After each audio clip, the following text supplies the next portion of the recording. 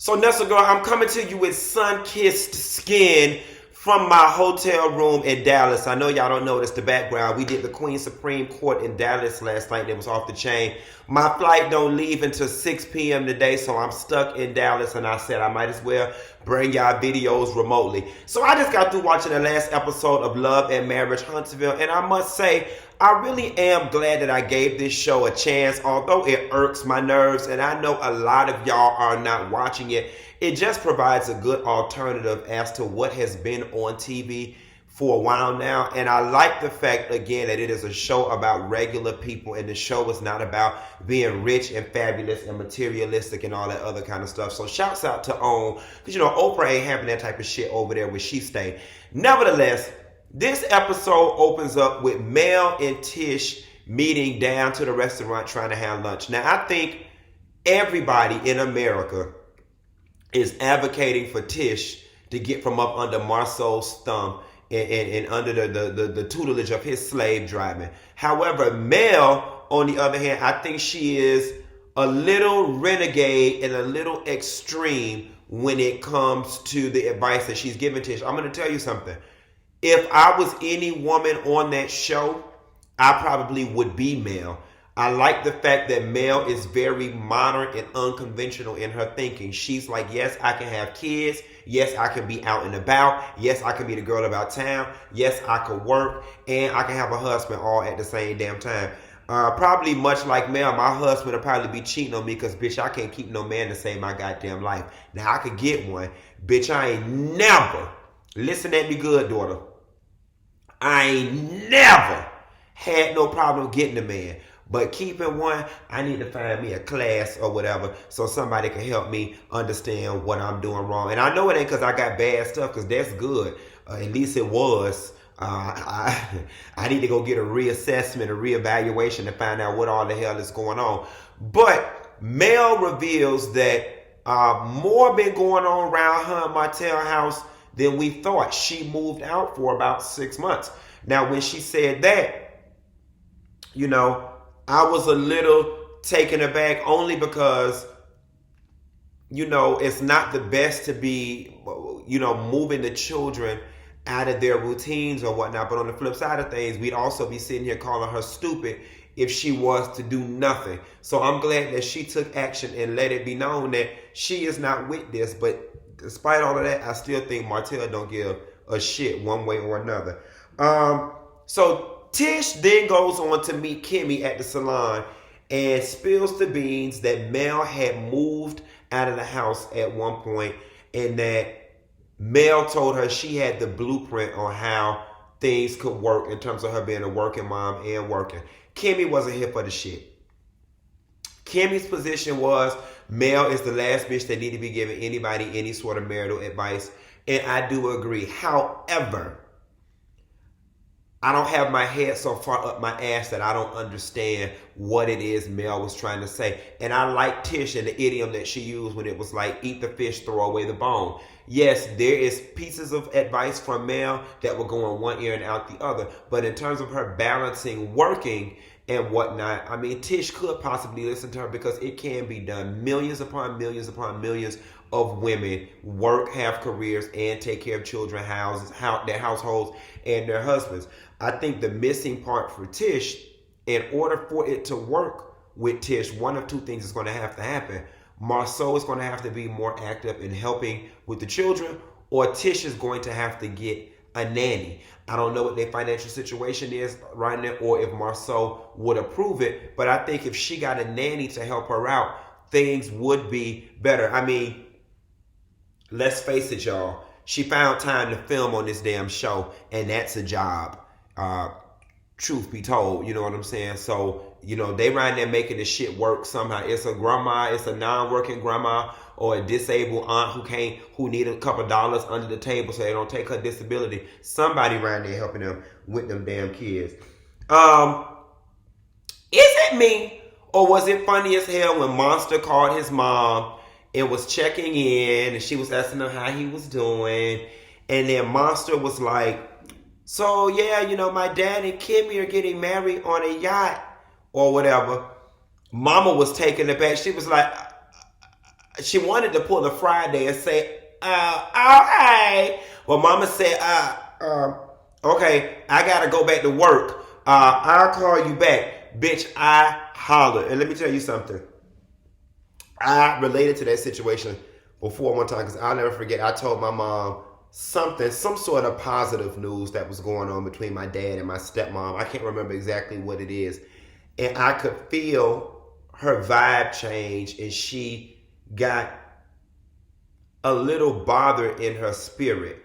And, you know, it just kind of sucks because to me, that's indicative of the fact that, you know, there may still be some feelings, there'll still be some resentment or still be some bitterness. I don't know why him saying them getting married on the yacht took her back. I mean, my instinct tells me maybe she was feeling like, congratulations, I thought it would have been me standing here, congratulations. Nevertheless, that shit was funny. Lord, who called me? Miss Erica, I'll call you right back. Things get serious when Martel and Melody are in the room getting ready to pack for their trip.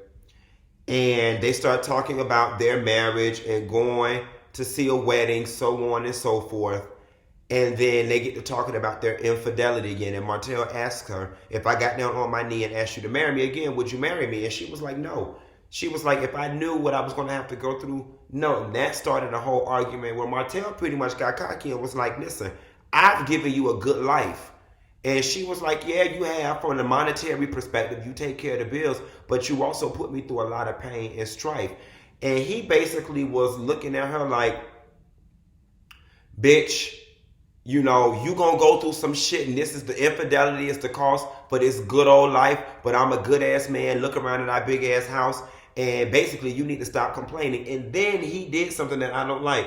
Either you gonna be apologetic for stepping out on this woman or not. But this Negro found a way to blame her for the infidelity, citing that she was not cooking and not speaking with him on the phone or talking to him enough.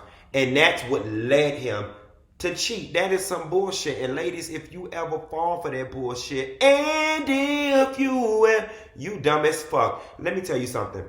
If I was Mel, after this man done showed you time and time and time again that quite frankly, he's not very remorseful about what happened, and he kind of feels that it is your fault. That's narcissistic behavior at its finest. I'd have packed on my shit and moved again. Now, I saw pictures from the Rock Nation brunch, and Mel and Martell were there. So, you know, fast forward to the future, we know that they're still together. And based on Mel's personality type, we know that she likes this newfound popularity that she's found. So she's the type, in my opinion, that will sit in an unhappy marriage as long as possible just to get this little TV shine and just to say she's a hoe and she got it going on, so on and so forth. And that's just some shit she gonna have to grow over and get through. But when he threatened her with divorce, it was like, if you keep on talking, I might be the one to initiate it. Bitch, I'd have called that motherfucker Uber and directed that Uber straight down to the courthouse and helped him, because you not finna talk to me like this, and you not finna threaten me with divorce as if I'm the one who done did something so wrong that it warrants divorce. You cheated on me and you hurt me, and now you tired of me bringing it up from time to time, but I'm still hurt and it's gonna take some time, and if you didn't want that, you shouldn't have did it. And then it's just like, damn, he's not showing the type of remorse, in my opinion, that is worthy of her stand with him. I'm just sorry. Marsau, we're going to get you a Rosetta Stone once our income tax money come in, because camaraderie ship is not a word. The word you were looking for was camaraderie. When Tish asked Marsau, well, what are we going to do? You know, we're going to bond and, you know, have some camaraderie ship. Nah, that's not how you use that word, my brother. We're going to bond and, you know, hopefully foster some camaraderie amongst the brothers. That was a more appropriate way to use it. You know, I don't know why these women were so interested in what was going to go on at this bachelor party.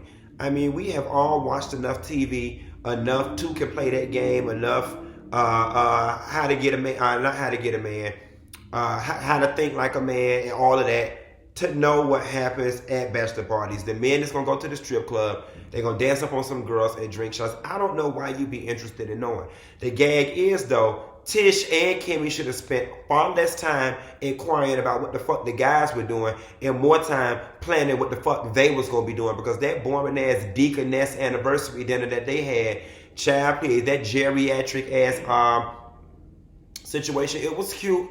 And maybe that's what she wanted, and maybe she was satisfied. But as a viewer, I wasn't satisfied. I wanted her to turn up. Like, y'all could have stayed in Huntsville to damn go to dinner indoors. Like, it would have been totally different. They were sitting outside, the waves was crashing, and all different kind of stuff. Then it makes the dinner worth being in Miami. But y'all was indoors. That dinner could have been replicated any damn where. But I do like when Kimmy gave her speech about, you know, she really loving the man, so on and so forth.